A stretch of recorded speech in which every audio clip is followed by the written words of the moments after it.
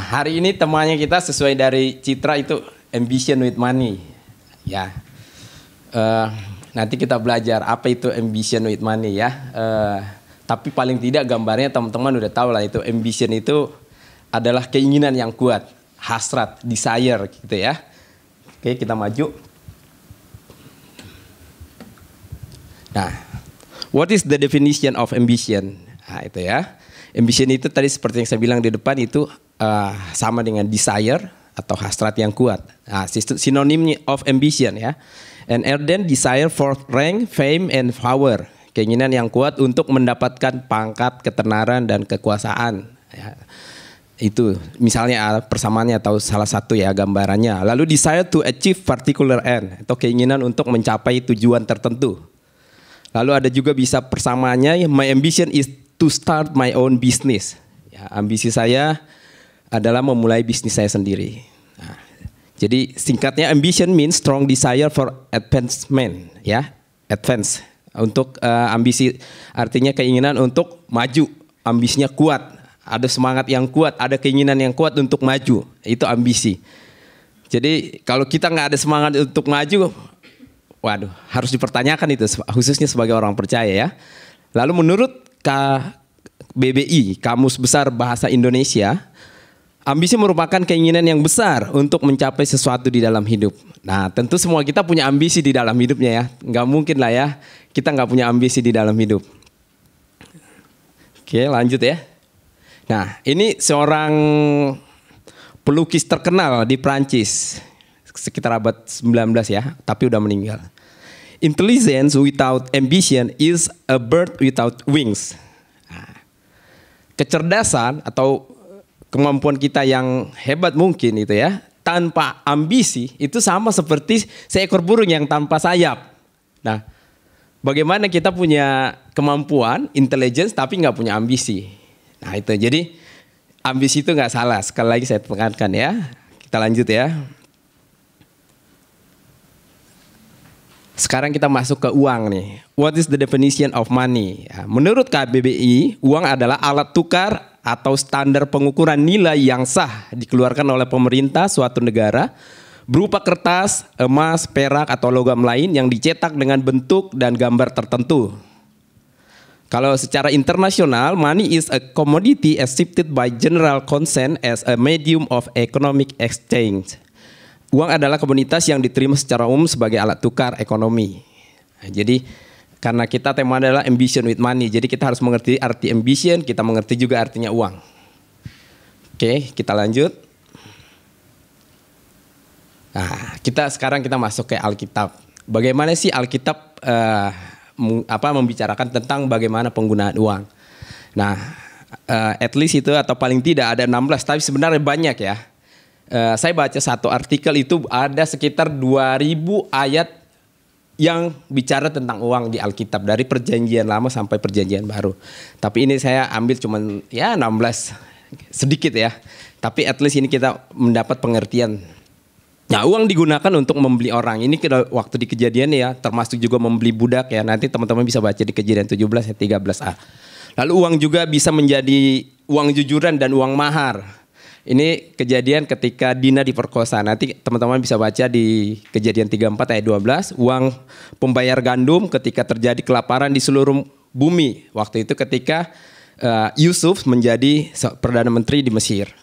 Lalu uang juga bisa menjadi pendamaian. Lalu uang untuk dipinjamkan kepada orang miskin tanpa bunga. Nah, ini perlu digarisbawahi ini. Jadi uang itu bisa membantu orang miskin tanpa bunga, tapi untuk orang miskin. Terus kalau nggak miskin untuk bisnis harus pakai bunga, sah-sah saja menurut saya. Kalau nggak ya bisnis, semua bisnis perbankan itu akan kolaps kalau nggak pakai bunga ya. Itu jadi 50% income bank itu adalah dari interest rate. Oke, uang pendamaian kepada Tuhan dan digunakan untuk ibadah. Nah, uang itu juga untuk pendamaian dan digunakan untuk ibadah. Uang juga bisa untuk uang tebusan, itu Bilangan 3 ayat 51. Lalu kita lihat selanjutnya. Oke, uang untuk membeli makanan dan air. Nah, uang itu juga bisa dipakai untuk membeli makanan dan air. Ya, tentu ini hal yang biasa ya. Jadi uang sebagai persembahan kudus ke dalam rumah Tuhan. Itu bisa dibaca di 2 Raja-Raja 12 ayat 4. Nah, uang itu juga digunakan untuk persembahan, ya, persembahan yang kudus. Lalu uang sebagai korban penebus salah dan uang korban penghapus dosa. Nah, itu dilakukan, nanti teman-teman bisa baca di 2 Raja-Raja 12 ayat 16. Lalu uang juga untuk memperbaiki rumah Allah. Nah, jadi uang itu juga bisa dipakai. Makanya di beberapa gereja itu ada uang untuk pembangunan rumah Tuhan gitu ya. Lalu uang juga untuk membeli perkakas di rumah Tuhan. Uang juga untuk membeli lembu-lembu jantan, domba-domba jantan, anak-anak domba untuk dipersembahkan di atas mezbah di rumah Allah di Yerusalem. Itu ada di Esra 7 ayat 17. Nah, uang untuk belas kasihan kepada orang-orang lemah. Nah, uang juga kita bisa gunakan ya untuk menolong orang lemah. Nah, juga perlindungan hikmat sama seperti perlindungan uang. Nah, itu uang itu ternyata bisa digunakan juga untuk perlindungan hikmat. Artinya apa? Kita gunakan untuk belajar ya, supaya kita semakin berhikmat, semakin pintar. Nah, uang memungkinkan orang tertawa dan meriangkan hidup. Nah, itu bisa dilihat di Pengkhotbah 10 ayat 19. Artinya apa? Uang itu bisa juga untuk membahagiakan orang lain. Lanjut. Nah, ini penggunaan uang dalam PB. Tadi perjanjian lama, sekarang kita di perjanjian baru. Uang digunakan untuk membayar BA untuk bait Allah. Hal ini teman-teman bisa lihat nanti di Matius 17 ayat 27 ketika Yesus menyuruh Petrus untuk memancing untuk membayar BA di bait Allah. Dia dapat koin atau logam dari mulut ikan. Lalu uang sebagai persembahan di bait Allah itu ada di Markus 12 ayat 41. Lalu uang sebagai anggaran untuk membangun sebuah menara itu nanti bisa baca di Lukas 14 ayat 28. Jadi kalau kita mau membangun harusnya uang itu udah dipersiapkan sebagai anggaran supaya kita tidak malu ketika membangun sesuatu nggak jadi gitu ya maksudnya. Nah, uang dikumpulkan untuk orang-orang kudus. Nah, jadi uang itu untuk ya orang-orang kudus bisa kita kumpulkan. Nah, uang juga dipersembahkan untuk rasul-rasul ya. Ini teman-teman bisa baca di Kisah Rasul 4 ayat 37 bagaimana Yusuf menjual ladangnya dan meletakkan uangnya di depan kaki rasul-rasul. Oke, kita lanjut. Nah, dari ayat Alkitab tadi harusnya kita ada gambaran sedikit. There is nothing wrong with making money, but you have to own the money. You cannot let it own you. Nah, tidak ada yang salah dengan menghasilkan uang, ya. Tapi ingat, jangan sampai uang yang menguasai kita, yang memiliki kita. Kita nggak boleh jadikan uang sebagai yang terbesar atau yang menguasai, yang menuntun. Pokoknya wah, uang segalanya. Tidak ya. Tapi justru kita harus menguasai uang itu. Uang ada itu under our control ya. Making money is similar with ambition with money. Jadi menghasilkan uang sebenarnya sama dengan ambition with money ya. Ambisinya ya ingin dapat uang tentunya kan begitu ya. Tapi ada dasarnya, tidak sembarangan. Oke, kita lanjut. Kesalahan dalam penggunaan uang. Nah, ini ada juga di Alkitab ya.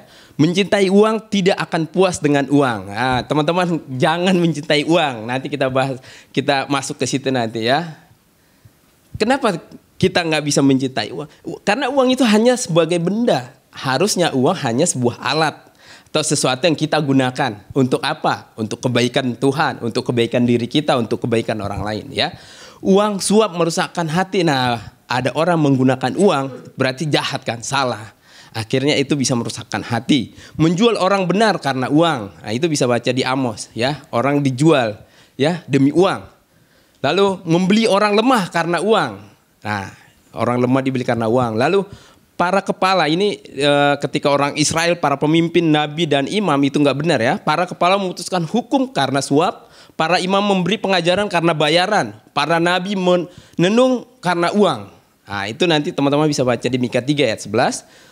Lalu membeli karunia Allah dengan uang oleh Simon tukang sihir. Teman-teman nanti bisa baca itu di Kisah 8 ayat 20. Lalu mencintai diri sendiri dan menjadi hamba uang. Nah, itu salah, itu tidak sesuai dengan kebenaran firman Tuhan. Nah, kita lanjut ya. Nah, sekarang kita belajar dari firman Tuhan. Teman-teman boleh buka dari 1 Timotius 6 ayat 2b sampai 10. Oke, silakan. Saya akan bacakan buat kita semua biar suaranya jelas. Oke, udah dapat ya? Oke. Ajarkanlah dan nasihatkanlah semuanya ini. Jika seorang mengajarkan ajaran lain dan tidak menurut perkataan sehat, yakni perkataan Tuhan kita Yesus Kristus dan tidak menurut ajaran yang sesuai dengan ibadah kita, Ia adalah seorang yang berlagak tahu padahal tidak tahu apa-apa. Penyakitnya ialah mencari-cari soal dan bersilat kata yang menyebabkan dengki, cedera, fitnah, curiga, percekcokan antara orang-orang yang tidak lagi berpikiran sehat dan yang kehilangan kebenaran, yang mengira ibadah itu adalah suatu sumber keuntungan. Memang ibadah itu kalau disertai rasa cukup memberi keuntungan besar. Sebab kita tidak membawa sesuatu apa ke dalam dunia dan kita pun tidak dapat membawa apa-apa keluar. Asal ada makanan dan pakaian cukuplah. Tetapi mereka yang ingin kaya terjatuh ke dalam pencobaan, ke dalam jerat dan ke dalam berbagai-bagai nafsu yang hampa dan yang mencelakakan, yang menenggelamkan manusia ke dalam keruntuhan dan kebinasaan. Karena akar segala kejahatan ialah cinta uang. Sebab oleh memburu uanglah beberapa orang telah menyimpang dari iman dan menyiksa dirinya dengan berbagai-bagai duka. Nah, ini tentunya kita sering dengar ya. Jadi di sini, nah yang tidak boleh tadi seperti yang saya bilang apa? Cinta akan uang. Terus apa yang kita bisa lihat dari sini ya? Kita coba belajar. Oke. Nah, ini adalah pesan atau nasihat ya dari Rasul Paulus kepada Timotius. Nah, ajarkan dan nasihatkanlah semua ini kepada orang. Nih, saya coba ringkas ya dari firman Tuhan yang tadi. Itu, yang pertama apa? Kepada orang yang seperti apa? Yang mengajarkan ajaran lain dan tidak sesuai dengan perkataan sehat, yakni perkataan Tuhan Yesus Kristus. Lalu yang kedua, mengajarkan kepada orang yang ajarannya tidak sesuai dengan ajaran ibadah yang disampaikan oleh Rasul Paulus. Ya, jadi pasti berarti di dalam hidup ini ada yang memperkatakan ajaran di luar akal sehat, ya. Tidak sesuai dengan firman Tuhan tentunya. Lalu ada juga orang-orang yang beribadah ya menurut keinginannya sendiri, tidak sesuai dengan apa yang telah diajarkan oleh Rasul Paulus seperti yang Tuhan kehendaki. Nah, karakter orang yang mengajarkan ajaran lain dan perkataan tidak sehat itu seperti apa? Nah, ia adalah seorang yang berlagak tahu padahal tidak tahu apa-apa. Nah, ini kalau kita hubungkan dengan ambition with money, ini jadi dalam dunia ini ada orang yang merasa sok tahu tapi dia ingin punya uang banyak dan nggak tahu tuh menggunakan uangnya seperti apa ya. Lalu mencari masalah dan bersilat kata. Nah, itu orang dia selalu mencari masalah ya. Terus menyebabkan dengki, cedera, fitnah dan percekcokan. Nah, tidak berpikiran sehat dan kehilangan kebenaran. Mengira ibadah sebagai sumber keuntungan. Nah, ini orang contoh orang apa? Yang cinta uang. Yang tidak punya akal pikiran yang sehat, ya. Kita lanjut. Nah, 3 hal ajaran Paulus kepada Timotius yang sangat penting. Nah, ada 3. Yang pertama, memang ibadah itu kalau disertai rasa cukup memberi keuntungan besar. Jadi, kalau kita disertai rasa cukup, maka ibadah itu harusnya mempunyai keuntungan besar. Kenapa? Karena ibadah yang kita lakukan bukan untuk di dunia saja, tapi di masa yang akan datang dan sampai kepada kekekalan nanti. Ibadah harusnya membuat kita semakin mencintai Tuhan, semakin hidup benar. Nah, lalu yang kedua, sebab kita tidak membawa sesuatu apa ke dalam dunia dan kita pun tidak membawa apa-apa keluar. Ini hampir sama seperti yang disampaikan oleh Ayub di Ayub 1 ayat 21. Dengan telanjang aku keluar, dan dengan telanjang juga aku akan pergi, akan meninggal. Itu maksudnya ya. Jadi nggak ada di bawah apa-apa. Kalau uang bisa menjamin hidup kita, wah semua orang mungkin akan berlomba-lomba cari uang. Tapi ternyata orang kaya mati juga. Nggak ada, semua ditinggalkan. Jadi yang punya ambition with money, ya ini harus diingat. Gitu lah ya. Jadi jangan sampai kita punya ambisi, tapi tidak ingat ini gitu. Nggak kita akan bawa mati itu apa yang kita udah kejar. Tapi sebenarnya kita diminta bertanggung jawab. Itu aja sesuai dengan talenta yang Tuhan percayakan. Lalu yang ketiga, asal ada makan dan pakaian cukuplah. Ini adalah part of ambition. Nah, ini penting sekali menurut saya. Sekalipun kita punya banyak duit, sekalipun kita mungkin Tuhan berkati ya dengan uang yang lebih banyak dari yang beberapa orang yang lain gitu misalnya. Tapi ingat, asal ada makanan dan pakaian cukuplah. Artinya apa teman-teman? Ini adalah mengingatkan kita supaya menggunakan uang itu dengan baik dan maksimal. Ketika banyak uang bukan untuk berpoya-poya, bukan untuk menghabiskan sesuka hati kita, pakai barang-barang mewah gitu dan lain sebagainya. Tapi kita merasa asal ada makanan dan pakaian cukuplah gitu ya. Jadi kita gunakan dengan baik. Nah, ajaran Paulus berikutnya melalui Timotius, yaitu yang pertama, Tetapi mereka yang ingin kaya terjatuh ke dalam pencobaan. Ingat, orang yang ingin kaya, ya, terjatuh ke dalam pencobaan, ke dalam jerat dan ke dalam berbagai-bagai nafsu yang hampa dan yang mencelakakan, yang menenggelamkan manusia ke dalam keruntuhan dan kebinasaan. Nah, itu ya, yang ingin kaya, hati-hati. Nah, jadi ambition with money itu tidak sama dengan ingin kaya. Ambition with money tadi apa? Is similar with making money, menghasilkan uang. Menghasilkan uang ada prosesnya, ada caranya, ya. Tidak ngambil uang sembarangan, tidak. Ya, ada prosesnya. Oke. Lalu yang kedua, karena akar segala kejahatan ialah cinta uang. Ya. Ini firman Tuhan yang bilang, karena akar segala kejahatan ialah cinta uang. Jadi jangan sampai kita cinta uang, karena cinta uang itu akan muncul akar segala kejahatan. Kita berpikir, kita menghalalkan segala cara bagaimana ingin mendapat uang. Tidak, tapi ambition with money itu harus menggunakan intelligence, menggunakan opportunity, menggunakan apa? Capability. Sehingga uang itu bisa diperoleh dengan baik dan benar. Dan juga tujuannya tentunya untuk menolong orang lain, memuliakan Tuhan. Jadi kalau orang yang cinta akan uang, biasanya dia akan melakukan segala cara. Lalu yang ketiga, sebab oleh memburu uanglah beberapa orang telah menyimpang dari iman dan menyiksa dirinya dengan berbagai-bagai duka. Nah, kita juga bukan memburu uang, ya. Banyak orang yang karena memburu apa? Menghalalkan segala cara, membuang imannya, melupakan Tuhan. Demi uang, dia rela pindah agama, dia rela bermusuhan dan lain sebagainya. Tapi firman Tuhan tidak bilang demikian, ya. Kalau kita mau punya kemampuan, ambition with money, ya harusnya dikelola dengan baik, dilakukan dengan benar, ada dasarnya, ada pertimbangannya, ada hikmat di sana. Oke, tentunya tidak merugikan orang lain. Kita lanjut. Bentar ya. Oke. Nanti saya akan bacakan ya Mazmur 37. Bapak Ibu dengarkan aja dengan seksama. Harusnya dengan membaca ini harusnya pengertian kita semakin dalam gitu ya. Karena ini adalah pengajaran dari Daud. Oke, saya akan bacakan untuk kita semua.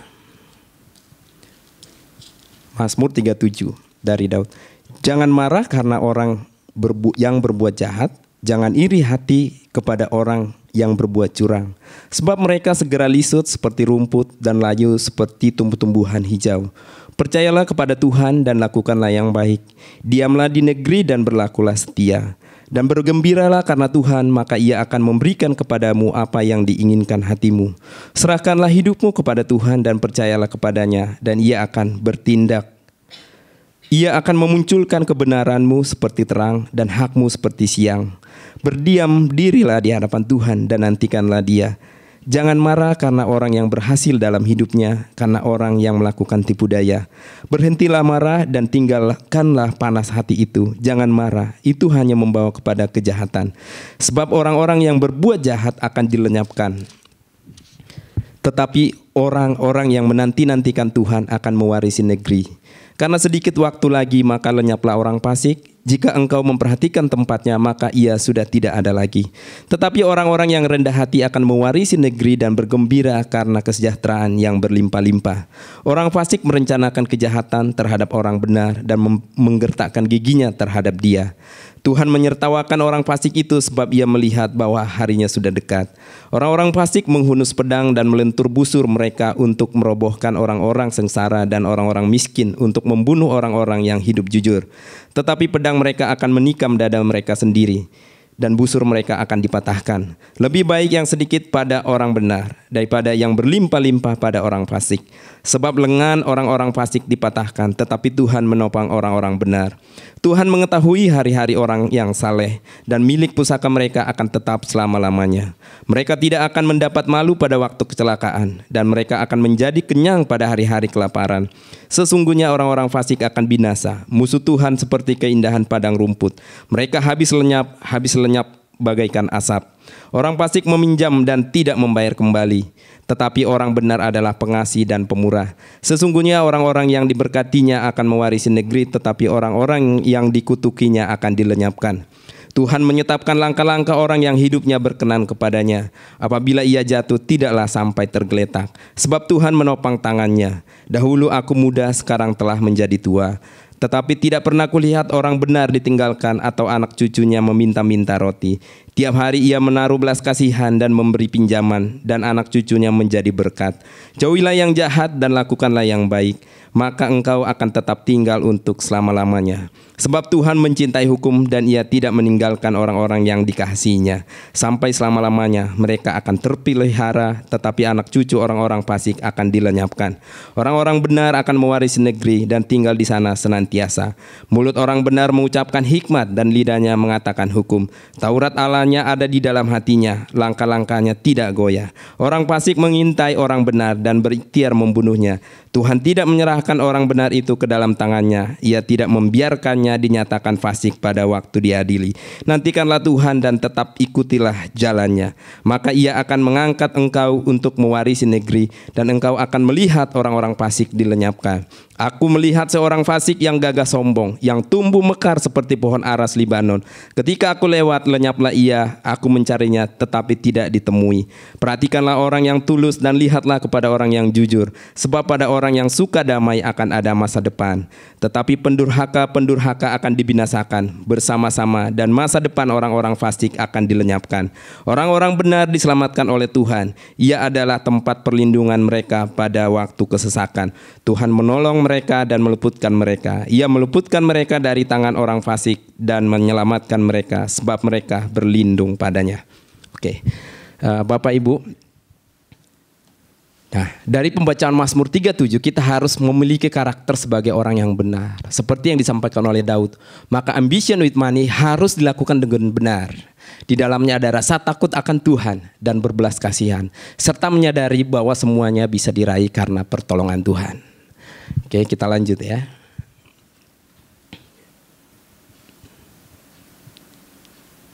Oke.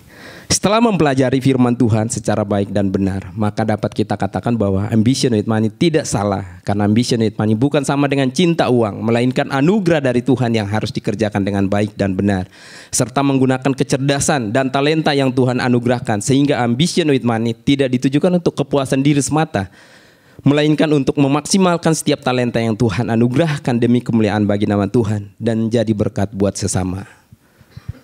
Ini saya kasih ada at least there are 3 important points that should we have regarding to ambition with money. They are intelligence, capability, and opportunity. Nanti teman-teman bisa baca ini Amsal 6 ayat 6 sampai 8 ini tentang belajar dari semut. Tentu teman-teman kita tahu semut itu sebenarnya kalau dia punya ambisi apa? Dia menyiapkan makanannya, roti pada waktu musim panas. Kenapa? Karena waktu hujan datang dia nggak akan bisa menyiapkan lagi.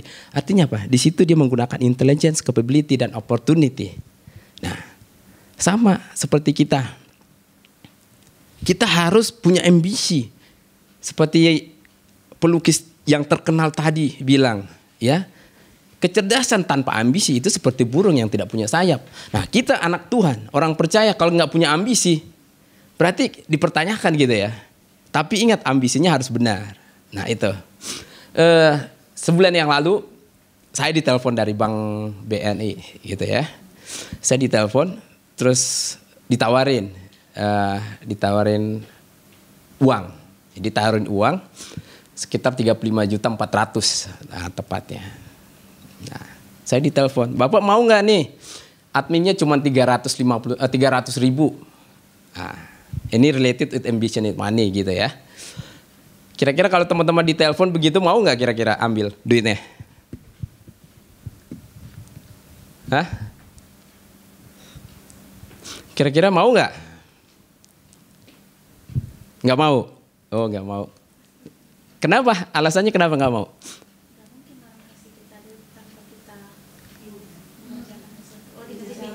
Iya dikasih, dipinjamkan 35.400.000, boleh balikin selama 12 bulan, dibagi 12, adminnya cuma 300.000. Nggak mau. TNI nggak mau. Ada yang lain, ada pendapat lain nggak kira-kira? Keperluan yang mendesak. Ini related with ambition with money ya. Ambition with money is similar with it making money. So, kalau kebutuhan mendesak, nah itu bahaya itu. Oke. Ada yang lain? Nggak mau? Oke. Nggak mau ya? Untuk apa gitu? Hah? Mereka kan pasti ada sesuatu deh bang, pihak yang mau memberi pinjaman ini kan ada sesuatu yang dicari. Oh iyalah, dia dapat duit kan 300.000. Nah, itulah interest buat dia. Ya kalau kita rugi lah. Oh, kerugian. Oke. Nah, kalau kita bicara ambition with money, nah makanya di sana ada perlu apa namanya? Ada intelligence, ada capability, ada opportunity. At least banyak lagi sebenarnya, tapi at least itu harus ada.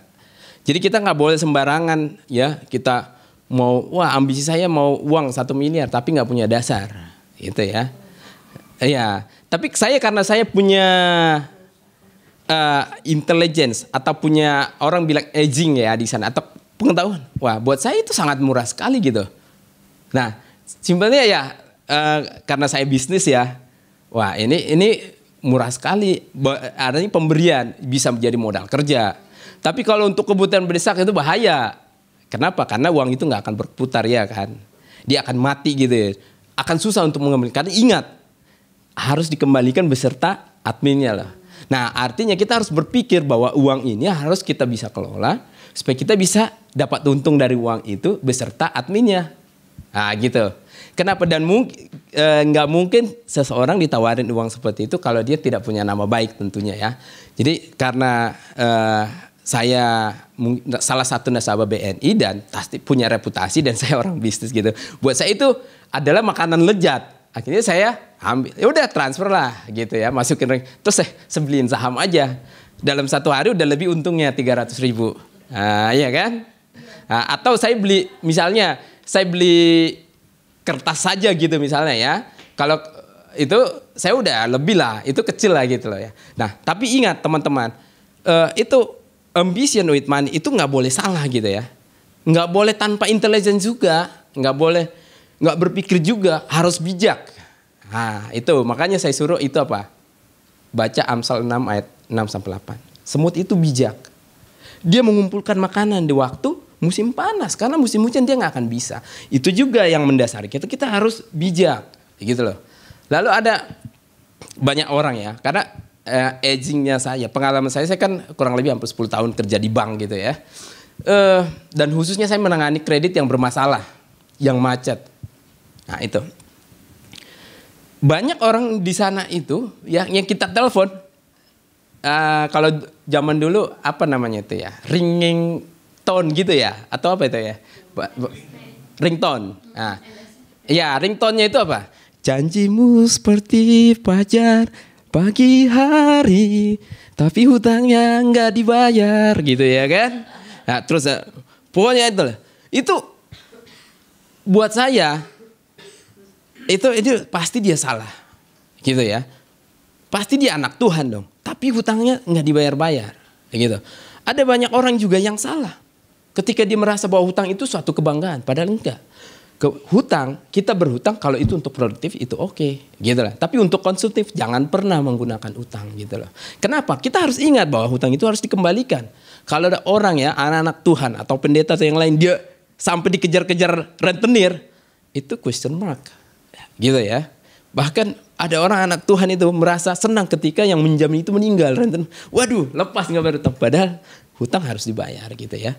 Jadi kita harus bijak di dalam menjalani hidup, terlebih di dalam ambition with money. Oke. Sekarang kita masuk ke kesimpulan. Ya. Aplikasinya tadi kan udah, harusnya ada kesimpulan lah. Conclusion ya. Ambition with money is part of given from God where we use our capability, opportunity, and intelligence maximally, secara maksimal.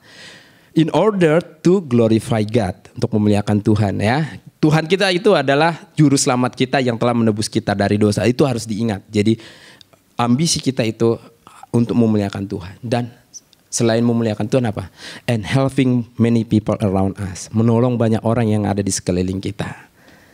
Nah, kiranya teman-teman bisa diberkati oleh kebenaran firman Tuhan. Jadi jangan takut-takut punya ambisi. It doesn't matter whatever your ambition, but be careful. Your ambition must be glorify God and helping others, many people around you. Oke, nggak ada sesi tanya jawab ya. Kita bersatu dalam doa.